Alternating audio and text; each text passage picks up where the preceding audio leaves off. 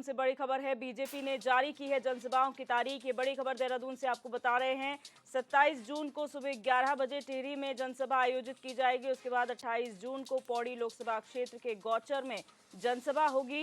रुड़की में भी 28 जून को शाम 4 बजे जनसभा होगी। 30 जून को अल्मोड़ा लोकसभा में जनसभा होनी है। नैनीताल लोकसभा की रैली 30 जून को होगी। बाजपुर विधानसभा में हर लोकसभा क्षेत्र में होने वाली है ये रैली और मुख्यमंत्री इस में शामिल होंगे। केंद्रीय मंत्री रहेंगे जनसभा में शामिल और कई केंद्रीय मंत्री संबोधित भी करेंगे और एक लोकसभा में पीएम मोदी भी जनसभा को संबोधित करेंगे। बीजेपी महाजनसंपर्क अभियान के तहत रैलियां कर रही है। ये बड़ी खबर आपको बता रहे हैं, जहां पर जनसभा की तारीखों का ऐलान भारतीय जनता पार्टी ने कर दिया है। आपको बता दें कि केंद्र सरकार के 9 साल के कार्यकाल पूरे होने पर तमाम कार्यक्रम रखे जा रहे हैं। 1 महीने का ये कार्यक्रम था और अब जो सूची है जनसभाओं की वो घोषित कर दी गई है। 27 जून से इसकी शुरुआत होगी, जहां 27 जून को सुबह 11 बजे टिहरी में जनसभा होगी, माफ कीजिएगा। 28 जून को पौड़ी लोकसभा क्षेत्र के गौचर में जनसभा होगी। इसके बाद रुड़की में भी 28 जून को शाम 4 बजे जनसभा होगी।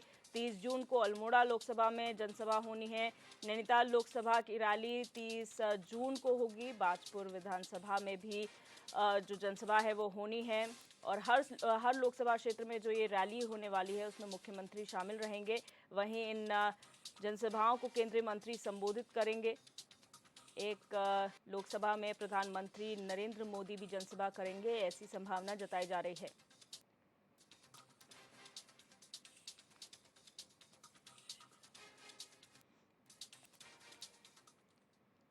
और इसी खबर पर हमारे संवाददाता अस्करी जाफरी हमारे साथ न्यूज रूम से लाइव जुड़ चुके हैं। अस्करी, जानकारी चाहेंगे जनसभाओं के बारे में, क्योंकि अब तक जनसंपर्क अभियान चलाया जा रहा था, अब जो है इसी के तहत जनसभाओं का आयोजन भी किया जा रहा है अलग अलग लोकसभाओं में। क्या तारीखें तय की गई हैं, क्या पूरा कार्यक्रम रहेगा? देखिए बिल्कुल दिव्यदर्शिनी, भाजपा का जनसंपर्क अभियान अपने अंतिम चरण में है, यानी तीसरा चरण जो है महाजनसंपर्क अभियान का, जिसकी शुरुआत हो रही है 27 तारीख से। इसमें भाजपा ने अपने जो है तमाम जो जनसभाएं होनी है पांचों लोकसभाओं में, उनकी तिथियां जो है वो फाइनल की हैं, जारी की हैं। इनमें 3 तारीखों का ऐलान किया है भाजपा ने, 27 जून, 28 जून और 30 जून। 27 जून की अगर हम बात करें तो सुबह 11 बजे टिहरी लोकसभा क्षेत्र में जनसभा होगी, जिसमें खुद मुख्यमंत्री पुष्कर सिंह धामी मौजूद रहेंगे। इसके अलावा अगर हम बात करें 28 जून को गौचर में जनसभा होगी, जो पौड़ी लोकसभा क्षेत्र का हिस्सा है, जिसमें खुद मुख्यमंत्री पुष्कर सिंह धामी मौजूद रहेंगे। इसके अलावा शाम 4 बजे 28 जून को ही रुड़की में जो है जनसभा होगी। तो कहीं ना कहीं तमाम जो जनसभाएं हैं वो निर्धारित की गई हैं, उनका समय निर्धारित किया गया है। इसमें खास बात यह है दिव्यदर्शिनी की तमाम जो जनसभाएं हैं इसमें मुख्यमंत्री पुष्कर सिंह धामी को रखा गया है, यानी मुख्यमंत्री पुष्कर सिंह धामी तमाम जो जनसभाएं होनी है उसमें मौजूद रहेंगे। और अगर हम बात करें 30 जून की, तो 30 जून को अल्मोड़ा के बागेश्वर में जनसभा होगी। इसमें भी मुख्यमंत्री पुष्कर सिंह धामी मौजूद रहेंगे। जहां तक बात आ रही है तमाम जो केंद्रीय मंत्री हैं या फिर रक्षा मंत्री हैं, या बात करें हमारे जो गृह मंत्री हैं अमित शाह, उनका भी दौरे की बात आ रही थी सामने, लेकिन अभी उनकी जो तिथि है वो डिसाइड नहीं हुई, वो कब आएंगे या कब नहीं आएंगे, इस तरह की जो जानकारियां हैं वो अभी सामने नहीं आ पाई हैं। हालांकि एक जनसभा में, किसी एक लोकसभा में देश के प्रधानमंत्री नरेंद्र मोदी भी शामिल रहने वाले हैं, क्योंकि अमेरिका के बुलावे पर वो अभी विदेश दौरे पर हैं। 24 जून तक वो अमेरिका में रहेंगे और वहां से लौटने के बाद जो उनका प्रोग्राम जो है वो डिसाइड हो पाएगा किस लोकसभा में जो है वो रहेंगे। लेकिन इतना जरूर है, जो तिथियां भाजपा ने जारी की हैं, किसी एक तिथि पर देश के प्रधानमंत्री नरेंद्र मोदी जो है एक लोकसभा में जनसभा को संबोधित करेंगे। राष्ट्रीय अध्यक्ष हैं भाजपा के जेपी नड्डा, वो अभी फिलहाल आंध्रा में हैं, उनका भी प्रोग्राम अभी डिसाइड नहीं हुआ है। तो आप समझ सकते हैं तमाम जो तिथियां हैं वो निर्धारित हो गई हैं, लेकिन जो केंद्र से तमाम जो शीर्ष नेता आने हैं उनकी सूची अभी जारी नहीं हुई। कौन नेता किस तारीख में किस लोकसभा में रहेगा, इस तरह की तिथियां जो है अभी जारी नहीं हुई। लेकिन जो अंतिम चरण है महाजनसंपर्क अभियान का, उसको पूरा डिजाइन कर लिया है भाजपा ने। तमाम जो तारीखें हैं वो जरूर डिसाइड की गई हैं, लेकिन केंद्र से कौन कौन नेता किस तारीख में पहुंचेगा उत्तराखंड, इसकी सूची अभी तक जारी नहीं हुई। पूरा प्रोग्राम अटकने के पीछे एक सबसे बड़ी वजह ये बताई जा रही है कि जो देश के हमारे प्रधानमंत्री हैं नरेंद्र मोदी, वो फिलहाल अमेरिका के दौरे पर हैं और 24 जून को वापसी के बाद ये डिसाइड हो पाएगा कि वो उत्तराखंड में कौन सी लोकसभा में जनसभा को संबोधित करेंगे।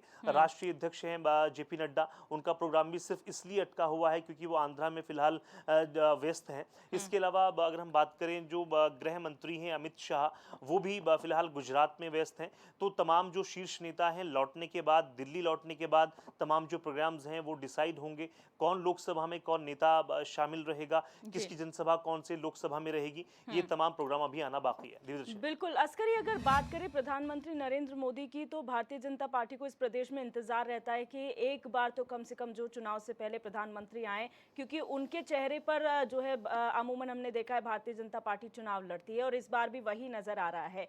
क्या सीट्स को चुना जाएगा उनके लिए? क्योंकि ऐसा देखा गया है जिस सीट पर ज्यादा फोकस होता है वहां पर भारतीय जनता पार्टी चाहेगी कि लोगों को साधने के लिए खुद प्रधानमंत्री आए। तो किस सीट को चुना जा सकता है?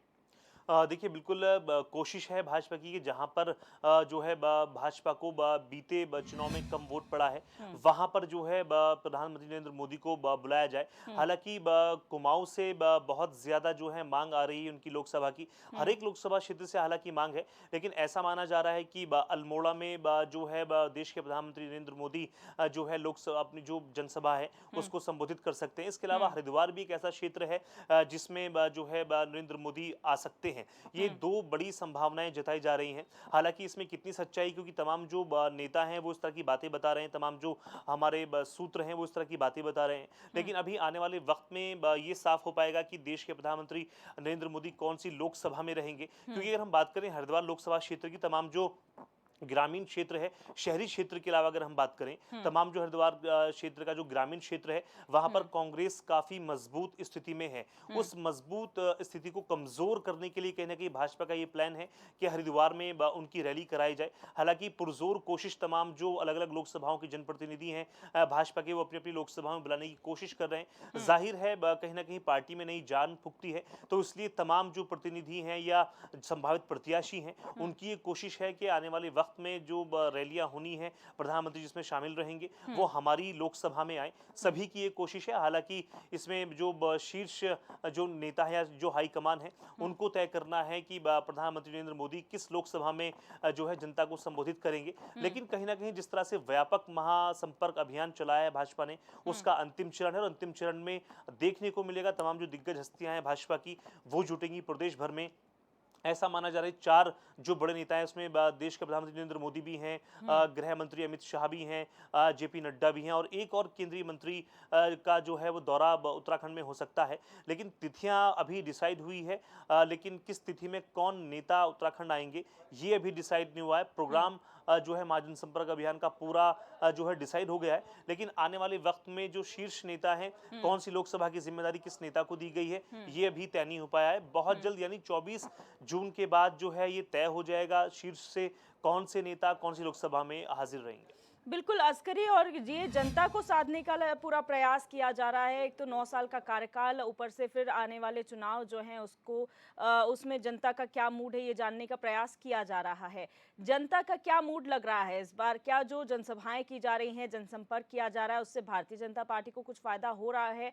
क्या मूड लोगों का वही है जो पहले चुनावों में रहा है कि भारतीय जनता पार्टी के कामों को देखते हुए उन्हें वोट दिया गया है? देखिए, बिल्कुल दिव्य दृष्टि अगर हम बात करें महाजन संपर्क अभियान के असर की और प्रभाव की, तो कहीं ना कहीं जो भाजपा के शीर्ष नेता हैं, छोटे बड़े नेता हैं, वो तमाम नेता कहीं ना कहीं कामयाब हुए हैं डोर टू डोर जाने में, जनसंपर्क करने में। और लगातार जिस तरह से अलग अलग जनसभाओं में, अलग अलग विधानसभाओं में, लोकसभाओं में तमाम जो प्रोग्राम हैं वो रखे गए हैं। तमाम प्रोग्रामों में देखा गया है कि कार्यकर्ताओं के अलावा आम लोग भी कहीं ना कहीं शामिल हुए हैं, जिसमें व्यापारी वर्ग भी है और तमाम अलग अलग संस्थानों से जो विशेषज्ञ हैं वो भी मौजूद रहे हैं। तो समझ सकते हैं कि जो पूरा एक जिस रणनीति के तहत भाजपा ने ये पूरा एक प्लान तैयार किया था महाजन संपर्क अभियान का 9 साल पूरे होने के उपलक्ष्य में, तो कहीं ना कहीं वो कामयाब होता नजर आ रहा है। क्योंकि कहा जा सकता है कि अपने संगठन की और मजबूती के लिए प्रोग्राम डिजाइन किया गया था, जिसको लेकर के तमाम जो शीर्ष नेता हैं वो तमाम अलग अलग वर्गों से जिन्होंने संपर्क किया है। फिलहाल जो है चूंकि अभी ये तीसरा चरण है और इस चरण में कोशिश है तमाम जो शीर्ष नेता नेता हैं वो डोर टू डोर जाकर जनता से संवाद भी करने की कोशिश में है। इसमें खास बात ये है कि भाजपा विपक्ष के नेताओं के पास भी जाएगी, यानी कांग्रेस से जुड़े तमाम जो नेता हैं उनके पास भी जाया जाएगा, उनसे भी बात की जाएगी, वोट की अपील की जाएगी, लोकसभा चुनाव में समर्थन के लिए बात की जाएगी। तो कहीं ना कहीं बहुत खास रणनीति के साथ भाजपा चल रही है। आने वाले वक्त में और मजबूत भाजपा प्रदेश में हो, किसी भी विधानसभा या लोकसभा में कमजोरी ना हो, इसके लिए पूरी रणनीति तय की गई है। बाकायदा इसके लिए पन्ना प्रमुख बनाए गए हैं। जो ब्लॉक अध्यक्ष हैं वो भी, उनमें भी कहीं ना कहीं बदलाव किया गया है। तो आप समझ सकते हैं बहुत ज़्यादा मजबूत रणनीति के साथ भाजपा चल रही है। हालांकि एक सीख की ज़रूरत लगातार, जिस तरह से हम कहते रहे हैं, कांग्रेस को ज़रूर है, क्योंकि लगातार इस तरह से आपसी दरकार नज़र आती है कांग्रेस के नेताओं में। तो कहीं ना कहीं सीख लेने की ज़रूरत है भाजपा से। जिस तरह से सुनियोजित तमाम कार्यक्रम भाजपा के होते हैं और एक बड़ी भीड़ जुटाने में भाजपा नेता कामयाब होते हैं, ऐसा जो है फिलहाल कांग्रेस के किसी भी कार्यक्रम में देखने को नहीं मिल रहा है, क्योंकि लोकसभा चुनाव नजदीक है और लोकसभा चुनाव में जाहिर है मुख्य विपक्षी दल की भूमिका में कांग्रेस है। तो ऐसे में कांग्रेस को भी चाहिए कि बहुत मजबूत रणनीति के साथ वो अपने कार्यक्रम सारे जो हैं वो तय करें और तमाम जो उनके कह सकते हैं बूथ स्तर तक के नेता हैं उनको भी साथ लेकर चलने की जरूरत है, क्योंकि तमाम जो जिम्मेदारियां है भाजपा जिस तरह से समय समय पर देती रही है अपने कार्यकर्ताओं को, उसी तरह से कांग्रेस को भी चाहिए कि वो उसी तर्ज पर चले और एक खास तरह का जो है रोड मैप तैयार करे, ताकि आने वाले वक्त में लोकसभा चुनाव में बाजी मार सके। बिल्कुल, बहुत शुक्रिया अस्करी हमारे साथ जुड़ने के लिए और तमाम जानकारी साझा करने के लिए।